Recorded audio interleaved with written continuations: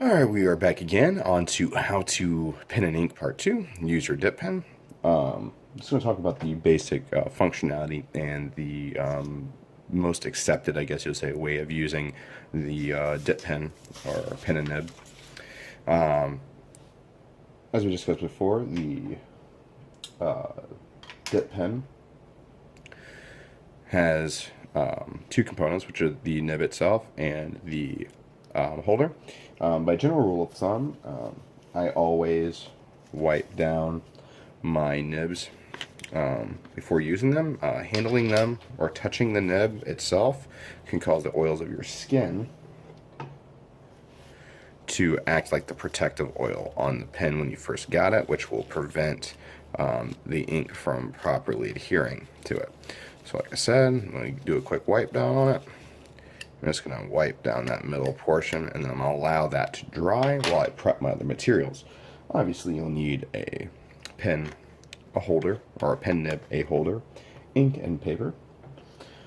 So for my ink I'll be using today is the Kuretake Sumi ink. And then for paper, I'm just going to use your basic Strathmore 300 series Bristol.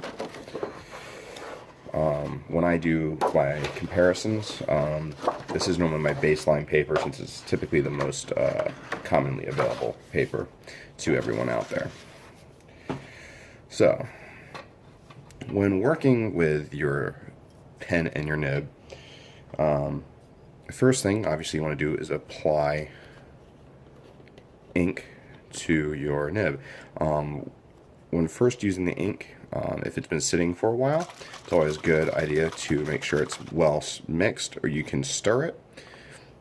Certain inks may bubble up when mixed like that, so you'll want to give it time for the bubbles to go away. When inserting the pen, you'll want to only dip it about halfway up the reservoir hole that you see there. You don't want to apply too much ink. By general rule of thumb, after I dip the pen, I give it a couple taps just to make sure any excess ink flows off. So you don't want it splattering on your page. I'm going to set that off to the side.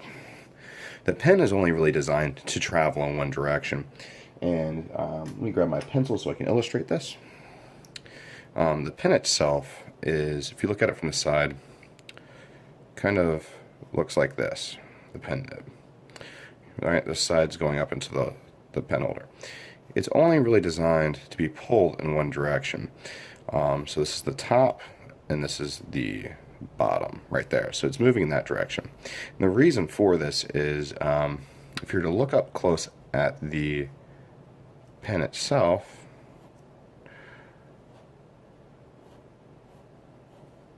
it's pretty much shaped like this, where your ink sits on the underside of here, collects in the reservoir, and then a little bead of ink is going to travel down your tip. As these spread apart from each other, it's going to allow the ink to adhere to the page and make a little mark on the paper from there.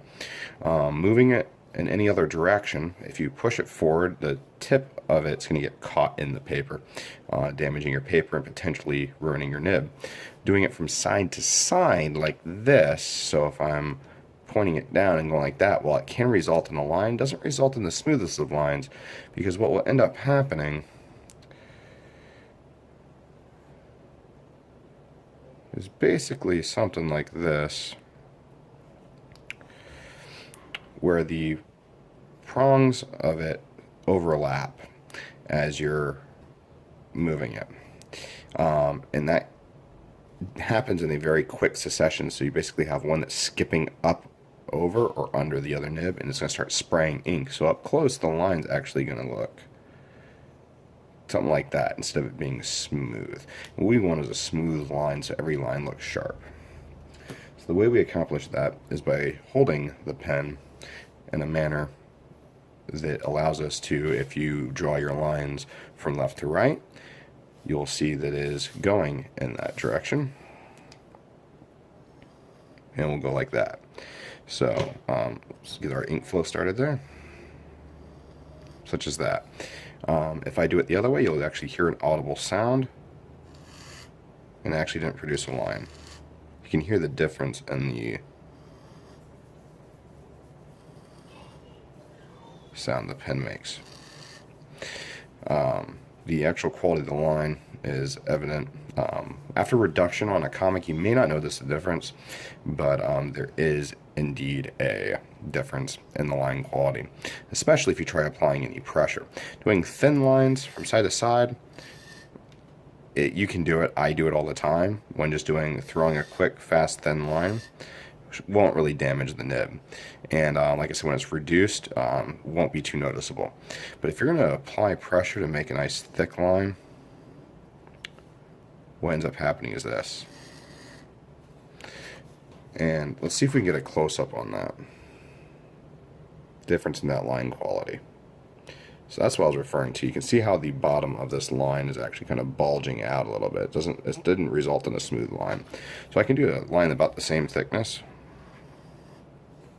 using the proper method, and you can see the difference in the line quality. You do not need to pull your line that way. If you prefer to move in this direction, you can just orient the pen in that direction. As such, I prefer to throw my lines. If I want to do a line from here to here, I just use my shoulder. Oh, ran out of ink, but that will be the general way. If I was going to take a line from, let's do this again, from here to there, see if I can do this without getting the ink on my hand. Just basically like that. I find it to be the most natural method.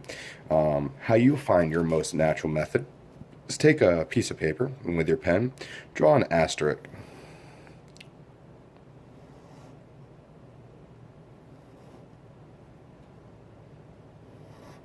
And whatever you think is the most appealing line in consistency should be your go-to line. For me, it's always pulling from my left to my right in that general direction. And it's going to be typically horizontal or coming down. I can also go this way, drawing the line. I normally do this when doing small detail or rotational, where I'll use my wrist to rotate the line.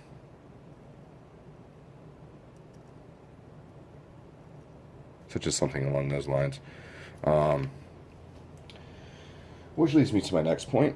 When using your dip pen, just like with a brush or any pen, you should not move from the fingers. When doing small detail, you should be moving from the wrist, as such. When doing big lines, you should be moving the whole arm.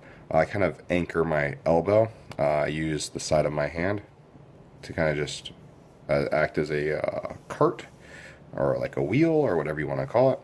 And I kind of lock my elbow and use my shoulder to draw the line. So if I'm doing a big curve,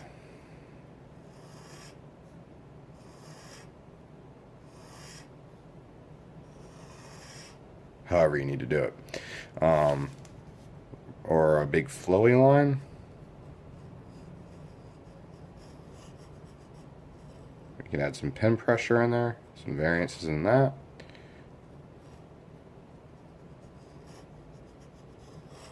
Right? So you don't want to be doing everything, like trying to do this line from just your hand requires frequent replacement, like moving your hand around a lot, which doesn't result in a nice fluid line. So basically, to recap, move the pen in the direction it's designed to be taken for the best quality line. Use your wrist for smaller lines and use your whole arm, pivoting either on your elbow or off your shoulder for larger lines. And that's basics of how to use your dip pen.